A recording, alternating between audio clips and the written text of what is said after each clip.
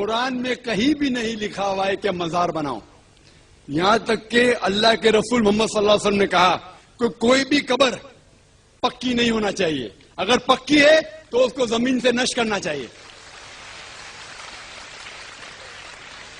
صحیح بخاری کی حدیث ہے کہ اگر کوئی قبر پکی ہے تو اسے زمین کے لیول پہ لے کے آنا چاہیے.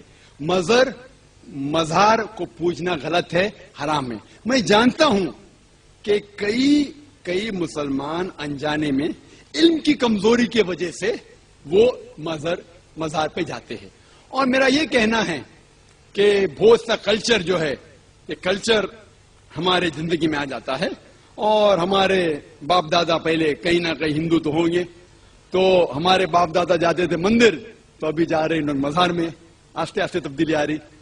تو میری درخواست ہے کہ اگر آپ اسلام ان بھائیوں سے جو مزار جاتے ہیں، مسلمان بھائیوں، مزار پہ جانا بالکل غلط ہے. محمد صلی اللہ علیہ وسلم نے کہا کہ آپ قبر پہ جاؤ. اگر آپ قبر پہ جائیں گے تو آپ کو یہ احساس ہوگا کہ آپ کبھی نہ کبھی مرنے والے ہیں، تو اللہ پہ اور یقین کریں گے، آخرت پہ یقین ہوگا. تو قبر پہ جا کے ان کے لیے دعا کرنا صحیح ہے. جو آدمی مر چکا ہے ان کے لیے دعا کرو، ان کو دعا نہیں کر سکتے. You can pray for them not to them. مطلب ان کے لیے دعا کر سکتے، ان کو دعا نہیں کر سکتے. آپ سمجھ رہے؟ وہ بیچارہ شخص مر گیا ہے، اچھا شخص تھا، اس کے لیے دعا کر سکتے اللہ اسے جنت فردوس دے، انہیں نعمت دے، انہیں معاف کرے، وہ تک ٹھیک ہے. لیکن جا کے یہ بولے کہ میرے ایگزامینیشن میں نمبر کم ہے تو بابا نمبر اچھے کر لو، یہ بالکل حرام ہے. شفا قرآن میں بات. لیکن یہ بھی بتاؤں، آج کل لوگ یہ کہتے ہیں کہ مزاروں پر جانا بدعت ہے اور قبروں پر نہیں جانا چاہیے. میں ان کو بتا دینا چاہتا ہوں کہ جہالت کی بنیاد پر زبان اٹھا کر نہیں لگانی چاہیے. پہلے سیرت پڑھیں، قرآن اور حدیث پڑھیں، اس کے بعد آپ بات کریں.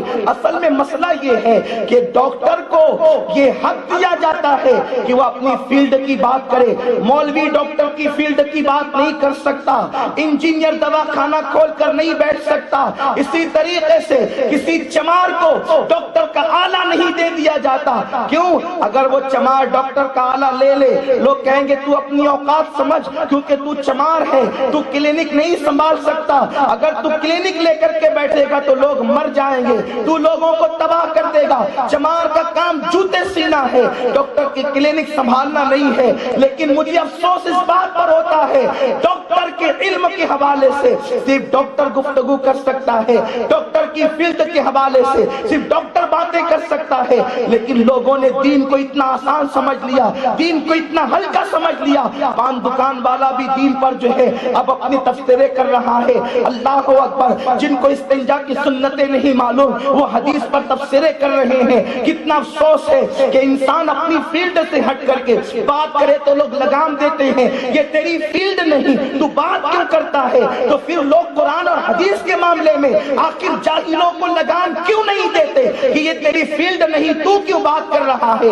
اس کا حق تو انہی لوگوں کو ہے جنہوں نے رات و دن جاگ کر کے قرآن کے علوم سیکھے ہیں، حدیث کے علوم سیکھے ہیں. کوئی علم والا جس نے واقعی قرآن پڑھا ہو اور قرآن میں یہ آیت پڑھی ہو، اِنَّا رحمت اللہ قریب من المحسنین، بے شک اللہ کی رحمت اس کے ولیوں کے قریب ہے، کبھی بھی مزار پہ جانے کا منکر نہیں ہو سکتا. جس نے حدیث پڑھی ہے وہ حدیث پڑھنے والا کبھی بھی ولی کے مزار پہ جانے کا منکر نہیں ہو سکتا. بات اتنی ہے، اب تقریروں کے لیے جہلا کو بلایا جاتا ہے جنہوں نے قرآن و حدیث کی بو بھی نہیں سونگی، اس لیے امت میں فتنے پیدا ہو رہے ہیں. آج یہ میں تمہیں بتاؤں، مزار پر جانا بدعت نہیں ہے. میرے آقا علیہ السلام کا زندگی کا پہلا سفر اگر ہوا ہے تو وہ ایک ولی کی مزار کی حاضری کے لیے ہوا ہے.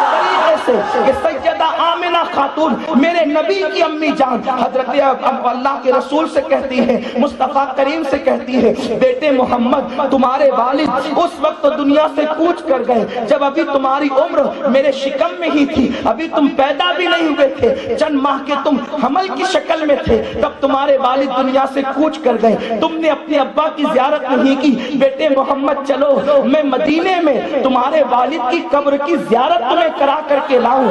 اب پتہ چلا حضور نے 6 سال کی عمر سے پہلے اپنے پیروں پر کوئی سفر نہیں کیا تھا.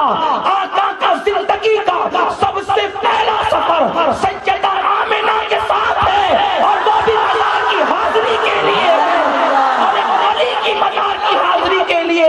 حضرت عبداللہ نبی نہیں ہے, حضرت عبداللہ ولی ہے, میرے آقا کے والد ہے. حضور 6 سال کی عمر میں جا کر اپنے غلاموں کو زین دے رہے ہیں. میرے غلاموں, ایک ولی کے مزار پر جانا مصطفیٰ کی سنت ہے.